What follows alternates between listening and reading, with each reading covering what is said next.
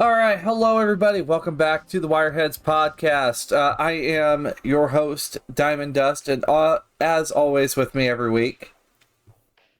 Hi, I'm Emmerron. I might have a problem, namely that I spend a lot of money on this game. Earlier this week, they gave me more reasons to spend money on the game, and this despite the fact that I get review copies of some of the stuff. Uh, so we're going to be talking about that. But yes, I am the other co-host.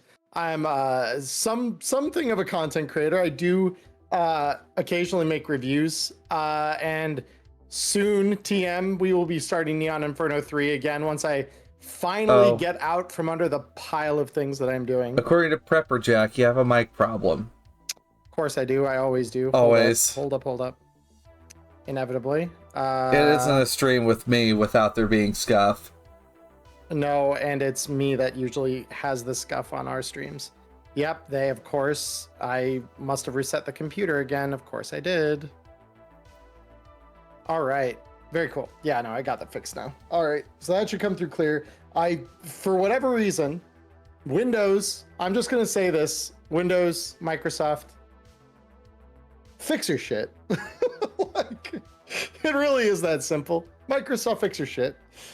Your audio DG problem is a problem. I really would love if you just fixed that, please. It requires me to tweak there's like 2 settings in my task manager that I need to flip every time I restart my computer, and there are times where I'm not recording anything or streaming anything until this after I make a restart. So sorry guys for the mic problem, but yes, I'm Emmerron. I make content. Reviews have been the bulk of what I've done. Occasionally I'll release like a how to GM video, and mostly I do this. I am a podcaster and I'm a professional GM, I guess. Mostly professional GM. Ask my groups, they'll tell you. Yeah, no, it's another wonderful hot week in Arizona. Outside today, the high today is only 96. So it's actually not that bad. It's a little warm in here right now, but it's not that bad outside, I guess. All right, so I suppose for me trying to, I guess over here on my half, witnessing the horrible dystopia that is our timeline, we're going to go talk about the horrible dystopia that we actually like to make content about. And this week, things kind of dropped a little bit earlier than I thought they were going to. I released a video on it this week. Emmerron dropped a video here earlier.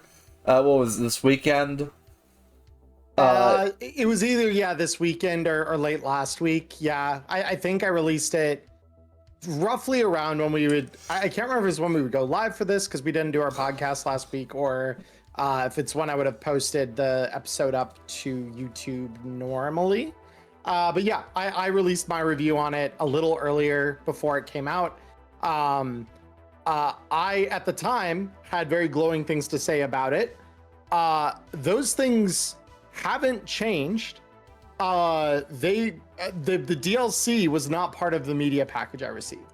Yeah. So the fact that we got a director's cut of stuff for this was unexpected, but oh my God, I was literally sitting here explaining to Diamond just the other night why I thought so many of these graphs and things, like the tables rather, that we got in the supplement DLC are so good.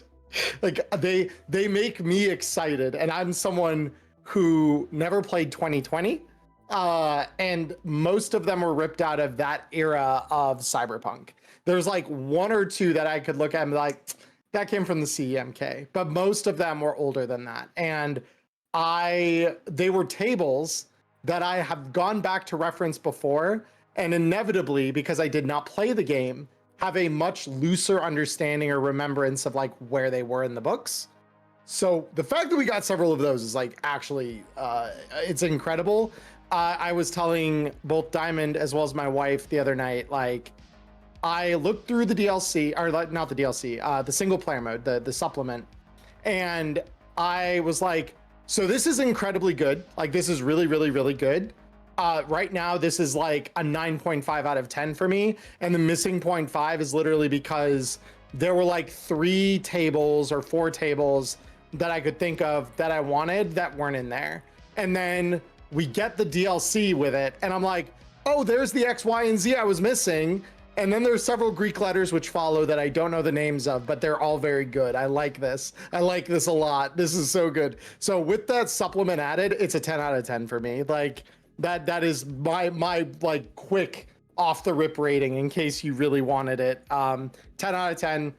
Artel knocked this one out of the park. I have nothing bad to say about it. This week's topic, it's about single player mode. It is. Now, we had talked a little bit about like why single player mode is probably going to be important here, and there's a lot of things that come with single player mode that personally I'm happy to see. But first things first, like I've said before, perhaps you want to play Cyberpunk RED, but you know your friends might be stuck playing a certain D20 fantasy RPG, and they do not want to learn a new system because why not retrofit it into the system that we know? Well, my friend, Daggerheart's a great game. What are we talking about, Diamond? Daggerheart's a D12 system, not a D20 system. Oh, that's right. You know, that's yeah. Well, the DM uses a D20 in the game, but you know, your point is made. I'm just giving shit. So, single player mode, it has been released, and what it is, just as a very basic overview, it is a GM emulator and a series of roll tables. That is literally, if you look at if you want to look at the bare bones of it, and if I'm correct, it's like what, a $10 PDF on DriveThruRPG. That's exactly it. Yeah, it's a $10 PDF, and it's the PODs are 20 for standard print, 25 for premium, and then you get like $5 off either of those if you buy the bundle with the PDF. So if you wanted both a physical and a digital, like I typically do, it's like $5 off the combined price of those. So it's like 30 for premium, I think. It's 30 for premium and 25 for standard if you're bundling it with the PDF. So yeah, very reasonable price point overall. It's a very, very good price point. So, you know, $10, you'd think, it's probably going to be, you know, just a little book with some very simple things. No, this thing has 104 pages. This is a 104-page book that was worked on primarily by Peter Norton with Jay Gray as well, with some other touches from looks like James Hutt and Winter J. The big thing here with single player mode is you're getting a lot for $10, and you are. GMs, stick around. Don't worry. You know, people like Emmerron and I, we're not going to be going out of business over something like this. It's just, no. No. But what this creates, though, is it allows for people to be able to get into Cyberpunk without needing, you know, 5 other people and somebody willing to run the game. And I suppose as a general overview of the book itself, it is divided into 4 major sections plus a 5th smaller one that's just full of blank forms. And the first section itself, it's called Going It Alone, where Peter Norton talks about the concept of solo role-playing, where you are running the game, you know, as both the game master and player, and you know why solo play is a thing, and also answering the common questions of why not cheat, why solo play, why not just join a group, is it easy to solo Cyberpunk RED, and then also some of the other things that this book can do, from either single player solo play multiplayer solo play, which I know that sounds strange, but it's very much more. It's like Emmerron and Connor have. Emmerron has mentioned that you and Connor have done that with Dragonbane, correct? Yes, yeah, we did a 2-player GM-less using that game's solo mode, which, all things considered, is not that different from the way that Peter's done this. Peter and Jay have done this. And I firmly believe that if you're looking to learn a system, even if it's just with you and like a friend or two, when we approach it from single player, it truncates elements of the game, but not insofar as to be a wholly bad representation of the product, or like you're missing the substance, right? That density of what makes a full group of Cyberpunk a fun time. You get a lot of that substance still, even if you go like hard solo play, where it's like just you playing a single edge runner in the city. And the book suggests there's a couple ways you could obviously handle that, even if you are like one person, where you're one person manning a crew, and because you're doing the back and forth already with NPCs and things like that, there's not a lot of difference there. But this also, there's a couple ways you could use this, and I guess we'll kind of get into that as we roll deeper into today's episode. But yeah, my take on, if you do multiplayer single player, that sounds oxymoronic and very weird, but I promise you it's very, very good. According to the book, it's also called GM-less. Yeah, where essentially the book becomes your GM, and that there's nothing wrong with that, not even a little bit. I think that if anything, it has some very good use cases for why you would want that. Yeah. And then finally, also it talks about using the book as an assistant GM, which is most likely the role that this book will be taking place at my table, where, players insert question here. Me, I don't have an answer for you right away. Proceeds to refer to the book here to throw me some ideas, or give some answers as well. There's a really good set of tables in here too, that are just good, even if you're not really using the book in any capacity for being a GM. One of these that I will relentlessly get asked by my table is corpse loot. If you flatlined a couple of gonks of one class or another, right? Like, they're, and by class here, I don't mean their role. I mean, they're either a street rat, they're an edge runner, or they're a corpo. They fall somewhere in that spectrum, right? And there's a table for each of those in the product here, so that you can get something out of those NPCs and feel good about it, because it's like, it feels like we haven't, like, Morkborg has these tables called Pocket Lint for Cyborg, and then Morkborgs, they call it something else. It might be Pocket Lint as well, but I don't think it is. Bottom line is they were drop tables for, like, you killed someone, what's on their body, right? And we've seen adventures that kind of touch on that. Like, there are gigs in Cyberpunk that feel like, but it's on the gig to do it, and when we usually see it, where they've got like, there are X number of eddies in their pocket, or they've got like one little trinket that you might find useful.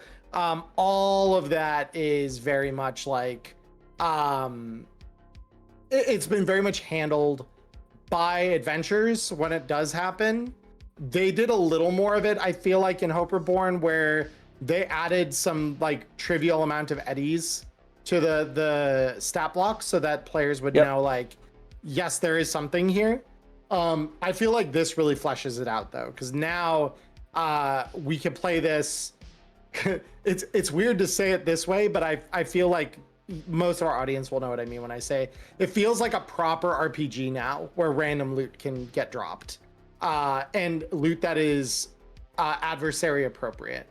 And we didn't really have a guide for what that should be outside of like the job should pull in X amount of eddies and your rewards should sort of follow that, that general guidance as well. Like if you're dragging your players into a gig that is 1,000 eddies of dangerous, but you want to award them with like at least half of that in loot, then you want to make it advertised like it's a 500 eddy gig and drop that for them as compensation. Or more commonly, like I'll see it's posted as 1,000 eddy gig. Really, it's like a 2,000 eddy gig. And then they get the back end of that as, bonus items, or they get extra pay because of it or whatever. That is usually what I've seen kind of advertised. With this, now we don't need to really worry about that anymore. Now we could just roll with it. And but this does really, I feel like if you're going by those standards, this does drive home the point that corpos shouldn't be easy to kill, because some of the drop items for them are like really, really good. So corpos should be off limits unless you are on one of those higher difficulty gigs, essentially. And then also, they do. Peter did also write about narrating and recording stories, which I might do something over on YouTube, but involving that, or possibly actually just write. But of course, finally, last but not least, there is a lot of examples in here on what solo play will look like throughout the book. So you're not kind of left to the breeze of just like, okay, what does this look like? Because there is written examples in here. Yeah. And then last but not least, they also talk about the other Cyberpunk RED sources and what would work well for this. And it's everything, like all the different paid expansions work pretty well for this. I think really the only one that like it's just nice to have in general, but doesn't really add as much to it as the others would be Black. I think it's the only time where Black Chrome has a lower priority compared to some of the others. I think this is the one and only time where it changes places. I have a hard time ranking this in that way, only because there are inevitably things that you're gonna want from not only Black Chrome, like, because here's my thing, and people who've listened to me or the podcast for long enough will know I've given this ranking list before, and I will very occasionally kind of haphazardly update it in these episodes. If you're a new GM to Cyberpunk RED and you really want to hit the ground running, what would I recommend buying if you have to? And obviously, as the game is expanded and we've gotten supplements over time, the single dollar price tag to buy the whole of it has gone up. Obviously, that's the way things go over time usually. So if I were a new player or GM today, like mainly if I was a new GM today, because most of the supplements are mostly GM focused, I would say. If I were a new GM for Cyberpunk, obviously you need the core rulebook because both sides of the table need that to run or play the game. And then the supplements that I would probably pick up after that, I've always recommended Black Chrome. I've always recommended Danger Gal since we've had it, because both of those have so much valuable insight into not just items and stat blocks, but it also really does a good job in Danger Gal, especially of like giving you a vibe of like, this is what Night City is. These are some of the factions that exist within it. This kind of falls like if I were a GM and I didn't really care too much about getting a book of new stuff for my players because DLCs exist now that we didn't have when Black Chrome came out that have given us an expansive list of other gear anyway. I could maybe see an argument for waiting on Black Chrome and getting this instead if you are really pressured for the difference of that $10. Because if you're buying PDFs, Cyberpunk Red's core rulebook is 30. Danger Gal would be 20. This is 10. But and this is where I always say, like, depending on the type of GM that you are, you're going to encounter one of two things here. You're either going to think, wow, I really wish there was a better way to feel out how gigs are supposed to be structured, and I want some like gigs to learn from. You might want one of the Tales books then, before you buy this or Danger Gal, because those are fully structured with everything that you need to run them. They don't rely upon you having Black Chrome for gear. Any new gear that they do have, from what new gear would have been printed in there that wasn't in the core rulebook, they'll usually print stat blocks for it at the back of the book anyway. So you never really need to worry about not having access to items that are from another supplement. Their rules text will always be reprinted if they are necessary. That said, there's still a lot in Black Chrome that we don't see in those other books for that reason.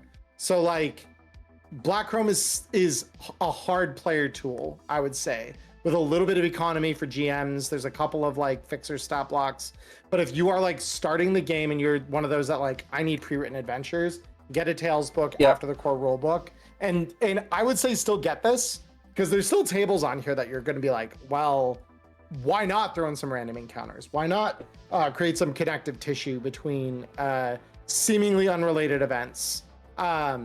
This is going to help you do those things still. So yeah, it's kind of my spiel. I'm sorry if I've kind of walked in front of you there, Diamond. I mean, to get my thoughts out. I mean, you're good. You're good.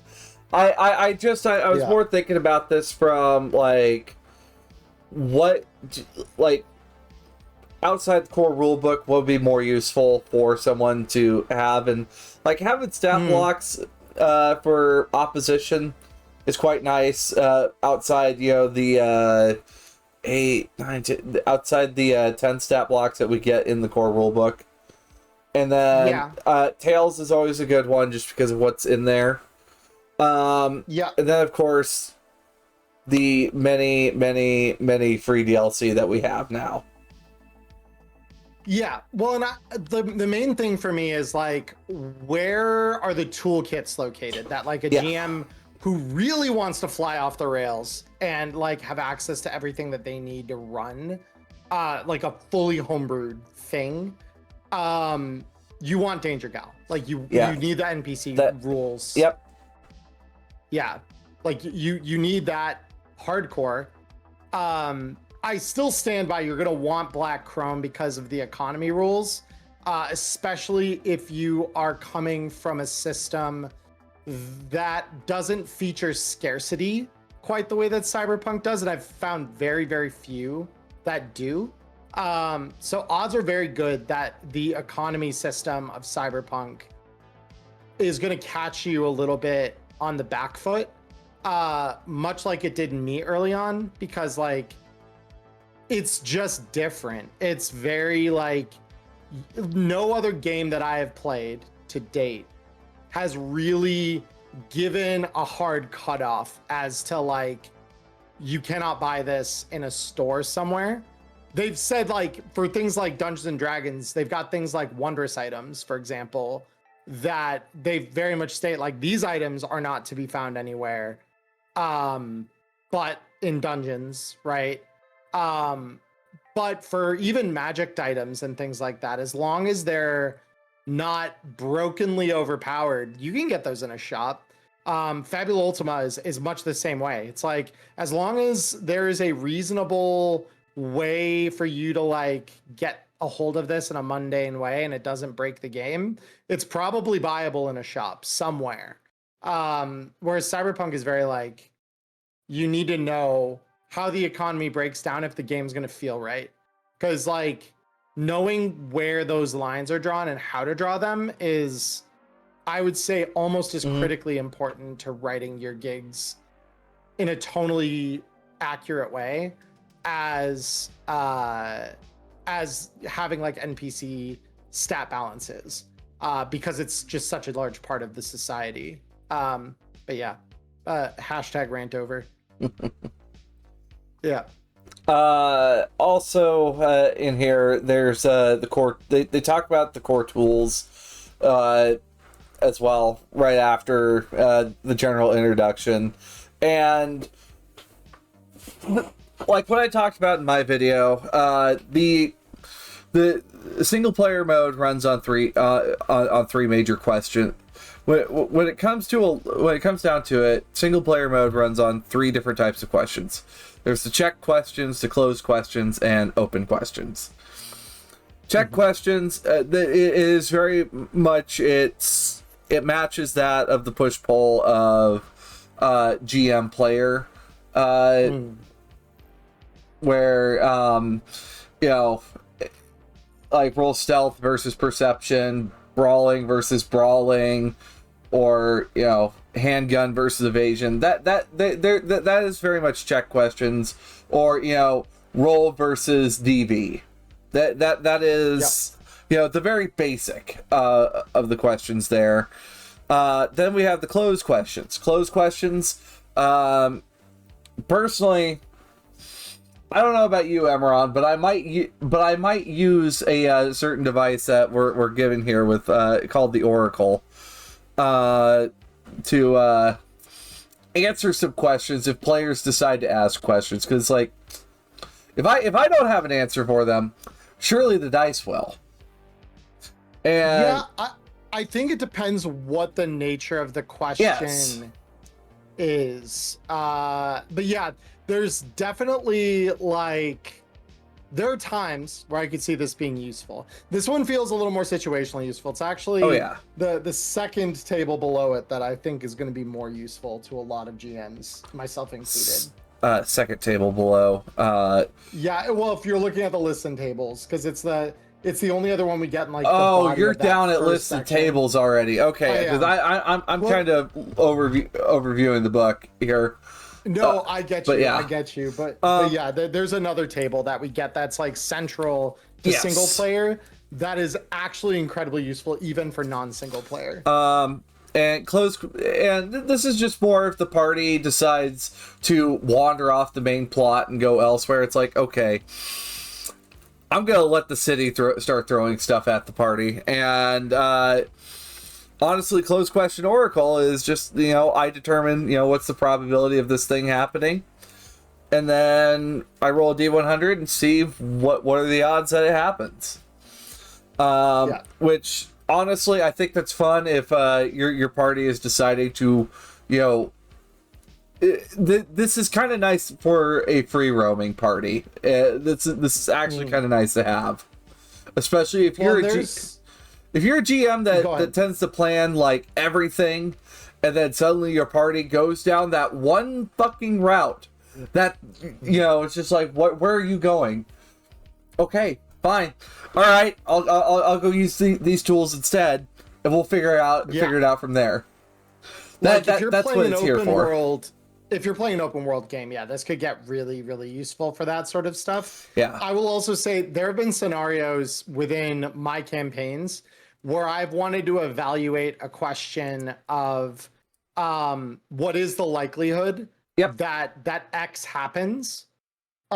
Usually in the context of someone struck the outer casing of an explosive, which that sounds incredibly specific. Happens more often than you'd think. Oh my gosh.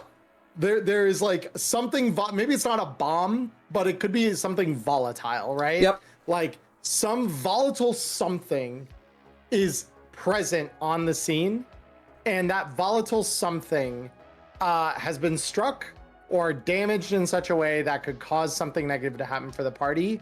And so then we have to ask ourselves, okay, what is the likelihood of that? And so I've rolled a D100 and just kind of raw established the odds of like, okay, for those of you who've played games like Call of Cthulhu, you'll know how percentile-based dice systems work for evaluating odds in terms of like, you know, your skill is a 60%, right? So if you roll at or under that percentage on the dice, then you succeed. And then usually they have thresholds for degrees of success beyond that. Like if you get half of your percentage, it's a significant success. And then if it's like a fourth, I think, or a fifth, it's like you get a critical success. I took those latter two elements out, but it was very much like, okay, this thing probably has like, I don't know, 80% chance of doing something horrendous if the party hits it. So let's roll the dice and see what happens. And as long as I roll an 80 or less, that happens.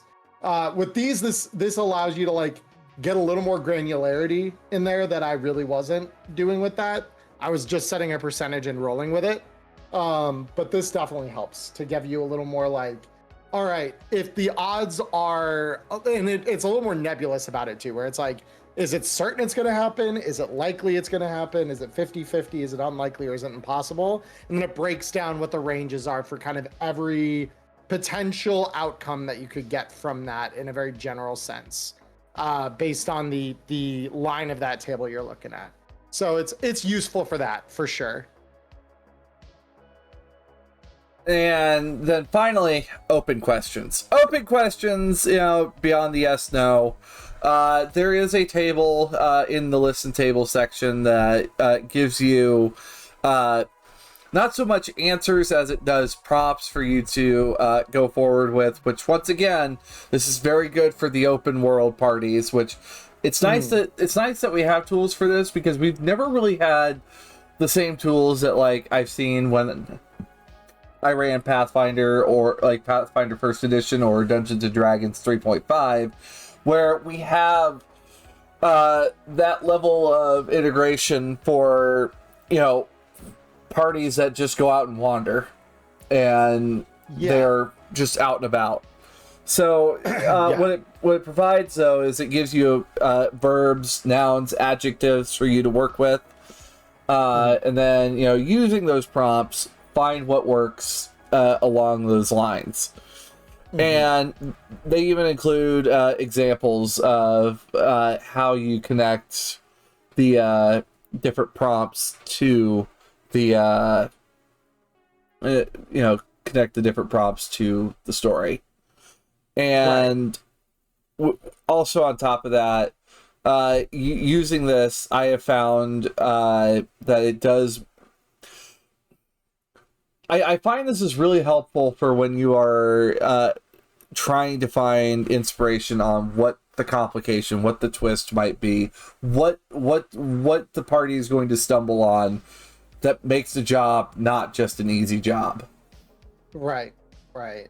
Like the tables in this are useful because they also have there's a set, and again I'm jumping around a little bit, but there are mission generation tables in here, and I know we had something like that before from the Listen Up that Rob Mulligan did a while back, but this now gives us, I feel like these tables are a tad better in some ways. Like these, it's hard to say because I feel like both types of generators have their merits. I don't think that it's like, if you like the way the other one does it, you know, it's bad or not. I don't think that at all. But I think this is more nuanced. It's got a little more of the fine points of the mission that you kind of resolve with this, that Rob's table didn't quite dig down deep enough into. Rob's table felt more like it was meant for quick and dirty gigs like those you would encounter in Cyborg. This feels more like if you want a really high resolution gig to form, this will let you get the, like, it's not going to build it for you, obviously. Like, this still requires a level of imagination and like thought from you as the single player or the GM, but this absolutely gives you more fidelity from the start to work with, so that you're not really like left in the dark with just your creativity once you have like 4 or 5 base prompts to like work off of. This actually gets you like people that are involved. It gets you scenarios that could happen. It lets you like answer the question. Like some of you who listen to this may have been at my subathon last year, which I know there are things that I owe you guys for that. This is why I've not done another one this year, because I need to get caught up on that, and I feel bad about that. But one of the things that I am currently working on is the adventure from that, and that's why I bring it up, because I've heard things about this adventure. This adventure's fun. This adventure is very fun, and a lot of the questions that I was asking chat last year to get that thing figured out was like that is the same thing that I would now be using this for, if I were doing it from this instead of from a like a crowdsource like that. And I would say that these tables would inspire the same level of like inspiration, and as good, if not better, a starting point for a GM who's trying to do something like that.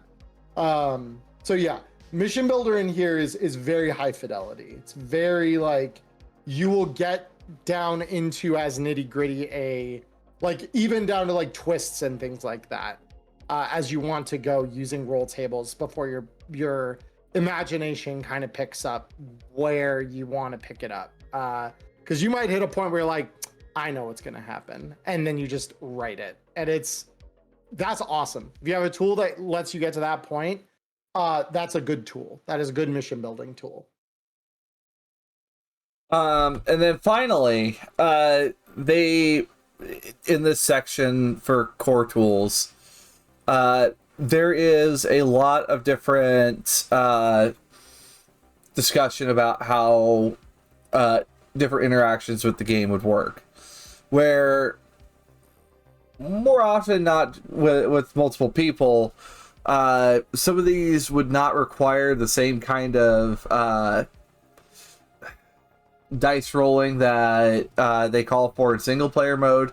I think this is really nice for even if this was at a table, this would be helpful, especially for groups that maybe this isn't their strong suit. So they talk about how to run What's up? I am so sorry, Diamond. I had a small technical blip there where I accidentally left our VC. I came back hearing you talk about dice tables. And I was like all of maybe a half a minute I missed. Dice table. Half a minute. I mean, so I'm trying to think back to what we were at then, because I mean, I heard you for the entirety of what you were talking about with rolling the missions, but no, I was getting blipped out for the last half minute or so. So okay, if you could, just for my sake. I guess long story short, there's gameplay tools that talk about how to run the various interactions in a game without, and this is helpful for when you don't have multiple players that can commit to different things, such as investigations, how to run investigations, social encounters, where very much more it is skill checks over what over player interactions with the world, where you're setting the goal for the characters, figuring out how many checks it's going to take for them to complete it, and then either beating DVs, checks, so on, so forth, and then resolving what happens from there. Same goes with social challenges. They follow the same rules as investigations, where it is very much more you are seeing if the characters can complete the objective. Now, combat. I don't know. Like I like quick and dirty combat that shows up in here. It's very much more who has who has the bigger number when it comes to attack rolls. Yeah. How do you feel about because like the morale table where we see like how much it takes before the opposition decides that it's time to leave. I know that in like the Tales books there's prompts for like when opposition will decide to turn tail and leave, but right. I also saw that there's morale roll tables. Would you use the morale table yes. Yeah, because yes, I think it's nice. Yes. If I think that there's a question over whether a group would continue fighting or not, because there's some fights, like I know specifically when a fight comes up, where the occupants of that fight are the what's the word I would look, adversaries or opponents in that fight, like when they wouldn't run, I know that. When it's less certain if they would or would not run, the cutoff I've usually made for them is if anyone in the fight gets critically wounded, or once everyone is seriously wounded, they'll leave, right? Like, or if it's a group that really is averse to violence, it's once any one person has this happen to them, they'll leave. And because that's where I've usually just drawn the line at that, because that's where I've seen other adventures do it, and it makes sense. But this just honestly, like, if there's a chance that you feel like they wouldn't give up and you don't want to hard code it at like a specific line, this now lets you just kind of have it be flexible and just say, yeah, they're not giving up yet. They're going to fight you tooth and nail still. And then obviously you can always re-roll it later and see, are they still in the fight? But like, yeah, morale is a very good thing to have a roll system for. I think that the games I've played, other systems I've played, where morale is just a hard-coded facet of the system, Dragonbane comes to mind, where like if you are fighting adversaries that go beyond like a single large monster, there is a chance that the enemy force will not stick around, that they'll throw up their arms and surrender, or they'll run. And that is very useful. Or no, it's not Dragonbane, it's Borg. Borg does that. Also, I do appreciate that like they do divvy up like some groups a little bit here, where like not all gangers are built the same, not all guards are built the same.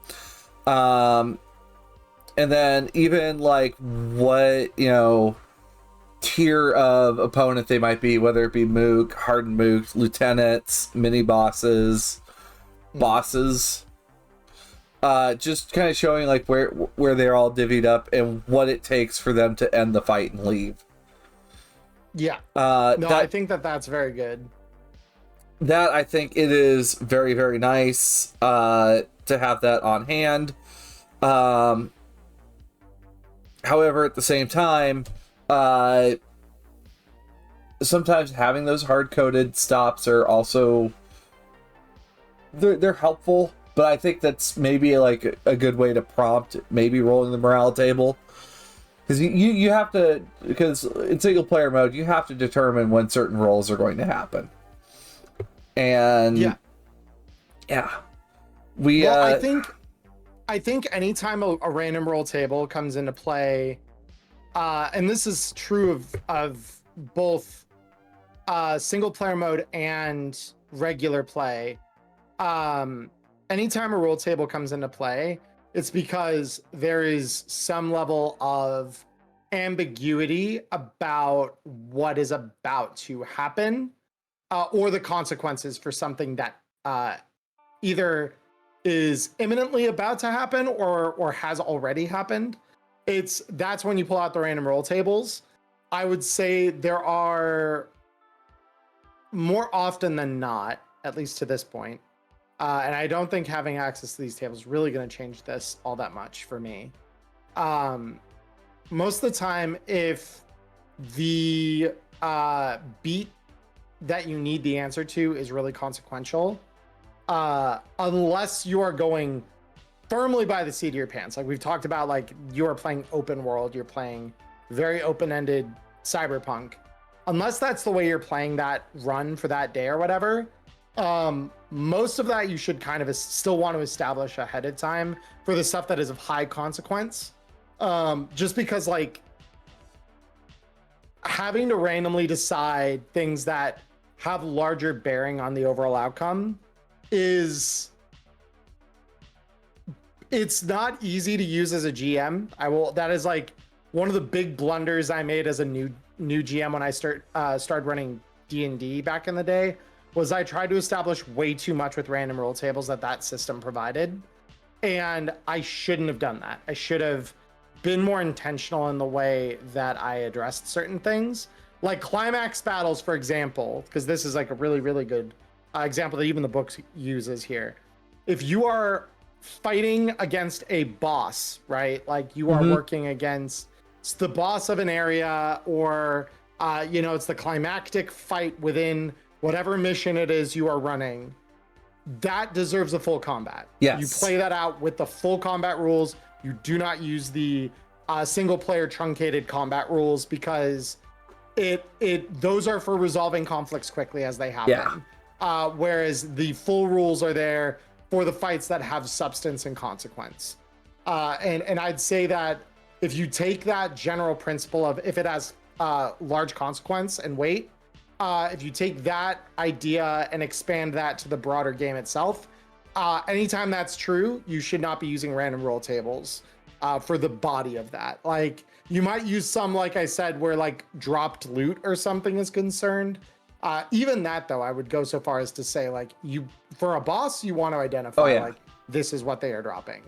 This is what they have on them, because that all should matter at the end of the day. And with quick and dirty combat, I like it. It took me a few times reading over it to really understand like what I'm working with here. There are a few things that I kind of feel that were a little lacking here. Like the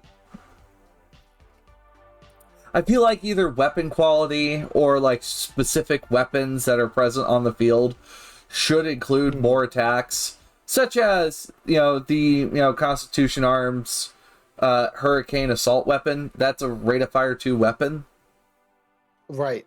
And like it packs one hell of a punch.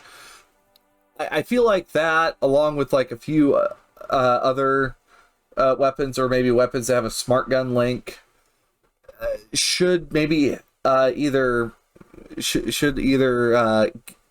add more attacks, or sort of like how speedwear, anyone with speedwear gets an extra attack during quick and dirty combat. It's a thought. Well, and I think that as with everything in Cyberpunk already, these, remember everyone, are guidelines. They are not hard, fast. You have to do it exactly as the book says, or else you are evil and terrible and deserve no happiness in your life.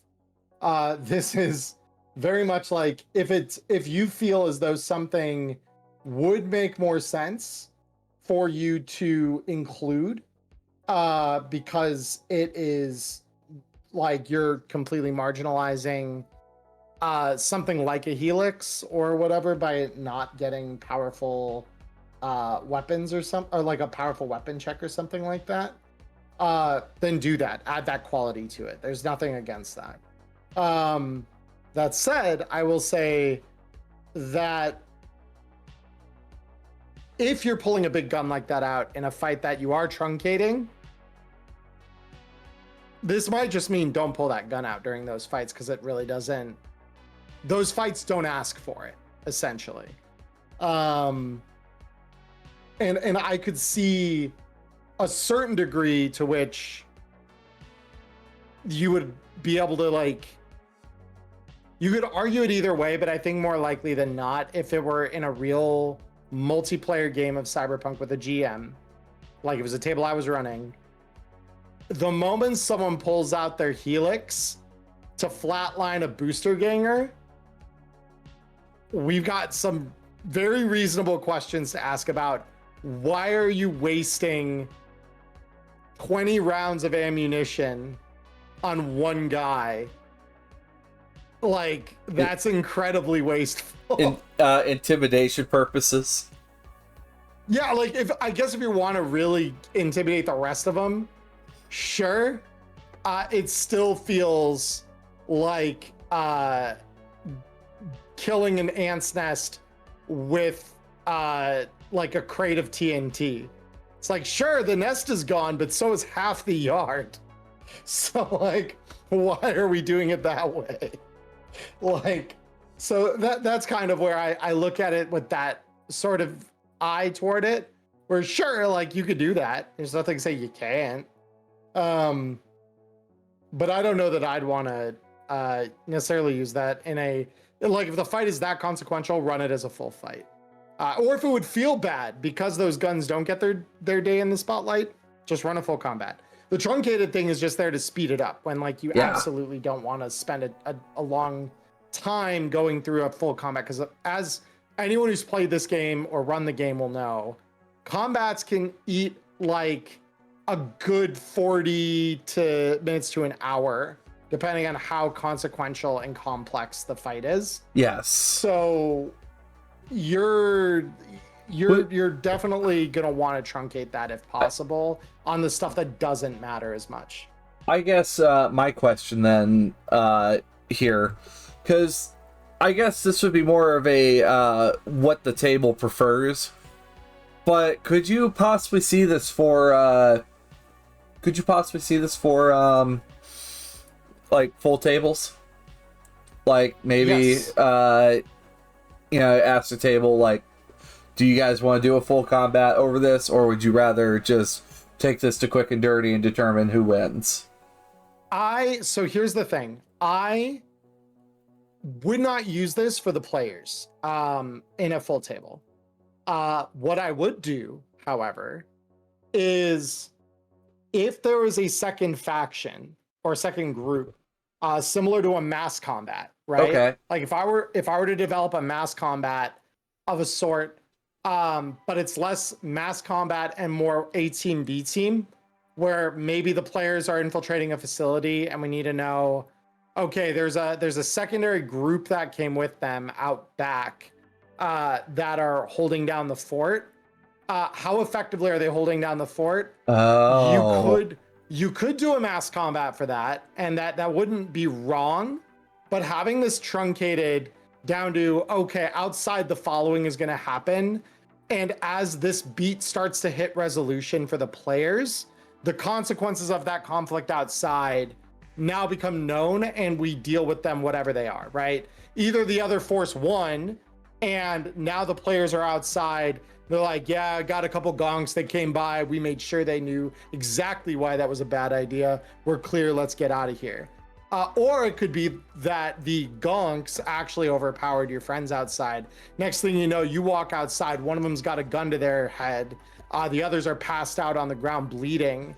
And now you have a secondary conflict to deal with. And you got to establish whether that was, which side of that was true by running like 4 or 5 dice rolls. And like, now we know, and we can just resolve it. The same thing for the truncated net running rules. Like if I had those during Neon Inferno Season 2, I would have run the Recluse net run against King Tao with those rules and seen what happened. And I would have built the net out to like let her run that and done that as its own thing, either on screen or maybe I would have maybe even done that as like prep to know like this is how Recluse's net run is gonna go. And like that is very useful at a regular table when you want consequence for NPC level conflicts that could affect the main narrative and the players without them needing to sit there while you simulate a full combat or full net run. Yeah. This is very useful for that. To be honest, I'm kind of split on, truncated net running on the part of, like, if there's only the executive's net runner present. Yeah. Like, it could be useful. However, if there's like another netrunner present, one of my parties, there's a netrunner and then there's an executive with a netrunner. So we still do full netrun in that case where the executive netrunner and the netrunner work together. But like in the case of a party just happens to have like a netrunner that's an NPC, it would work fairly well, wouldn't it, for this case? Not blending it doesn't work great because you have to consider that so this is when I would use it for that sort of scenario and when I wouldn't, right? Okay. If the execs help netrunner, right? Their team netrunner is if they are the only one doing something in the scene as the netrunner, and the rest of the party has to sit and wait while they do their net run, then I would truncate it. Okay. But if you have the netrunner in the middle of a combat doing stuff as the party is also doing stuff, I would not do that. I would not truncate it. I would play it full because one, the time signature of that has to kind of match, whereas the truncation doesn't really it doesn't stop and consider action economy in a regular combat. It just says, this is the way that you're going to do it because this is how to do it quickly. So the net run is in and out and over with. And it also doesn't, it doesn't lend to the netrunner character, even if they are an NPC, having the same level of agency as they would within a full net run. So yeah, it's like if you need the time signature to match that of the party, where you're doing round by round combat and action by action, decision making, you need that netrunner to be in that same time signature. They can't be truncating their actions while the rest of the party isn't. So yeah. Yeah, and I guess that's kind of more that does make sense because something could come into combat if we were going by the full rule, like full net run rules, but truncated is good for just if the exec's just hey, while we're distracting the clerk, go look at what's on the network is kind of more what I was thinking. When we're not in initiative combat time, then that works fine. Yeah. Because then you're it's poke your head in there, see what you can find. Cool. I'm going to truncate the hell out of that net run now. Oh, yeah. Unless there's something really, really, really consequential that I need to evaluate that roll by roll. Because on occasion there is, but again, it's if it is of low consequence and we are just establishing whether or not that netrunner can breach the system, get a hold of the cameras, and start doing what the party needs them to do in terms of whether that's masking their presence or digging through the logs to find if someone passed through that area that they're looking for. We can truncate that. There's no problem with that. As long as we're not beat by beat combat time with the rest of the party or a player netrunner, then that all works fine. There's no problem with that. And then finally, there's solo play clocks. These are fun. Personally, this is nice. Don't get me wrong. The clock that we had for the clocks that we had show up in Hope Reborn, they're good. They are good. Yeah, they're still better than this for certain things. They are for scene wide things. Yeah, for if you're in a very specific scene, this. I kind of like it because it leaves a certain amount of uncertainty to how to how long the party has to complete something, especially if like they know something is coming but they don't know when it's coming. Yes. That's what I really like. I'm of a split mind on that, on using it quite that way.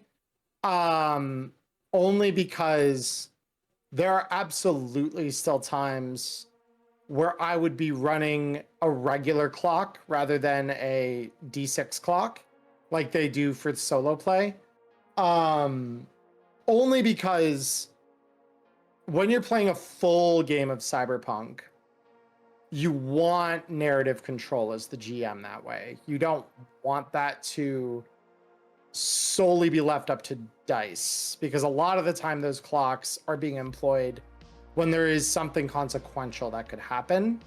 And the reason you're using those in single player is to more simulate the fact that as a GM, you would have like a hard, fast idea about how quickly that's progressing. But if you were to have that same hard, fast understanding as a single player in a simulated game, it would ruin some of the fun, because then you could be metagaming with that knowledge. So those D6 clocks are there so that you cannot metagame the knowledge. If that makes sense. Yeah. Yeah. And the solo play clocks, the way they work is you are given a pool of dice. You put a pool of D6s, and less D6s for shorter timers, more D6s for longer timers. And basically, if a 1 comes up on a D6, you pull that D6 out of the pool. And then I also saw there was a variant where if it's a 1 or a 6, you pull it out of the pool. And once you're out of dice, the thing happens. And there are ways for players, for the characters to reclaim their time as well. Which is quite nice as well. Because like to read this from the text here, just to give everyone a full understanding of like why I'm saying what I'm saying here. So it's solo play clocks allow you to introduce an unknown element in a planned story point. In a standard game, the GM might create a clock to track a scene.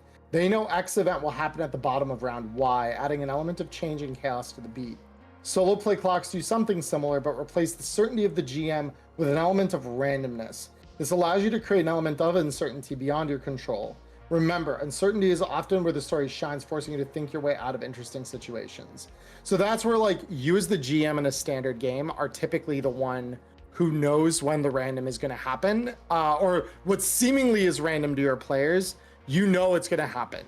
And it's going to be like there's some rounds where on a standard clock, nothing happens. And then there are other rounds on that standard clock where something massive happens.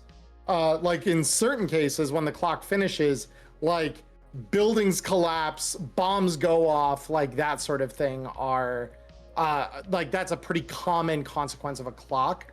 The randomness is mostly there so you don't metagame, because as creatures we will. Like if you know the mindscape of the other person, none of that random element is getting introduced. You are just playing optimally, or as optimally as you can think to. And that takes some of the fun away if you're doing that single player.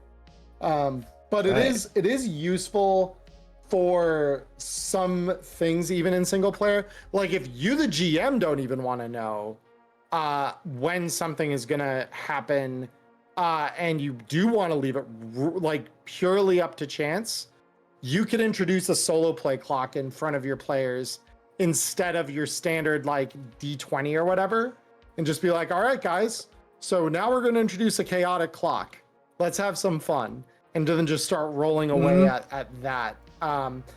So it boils down to like what kind of feel you want and how much agency you want to command with your point, or not your point, how much agency you want to have with your purpose at the table being the storyteller as a GM. If you don't want any agency there, that's a valid way to play. Like you can do that.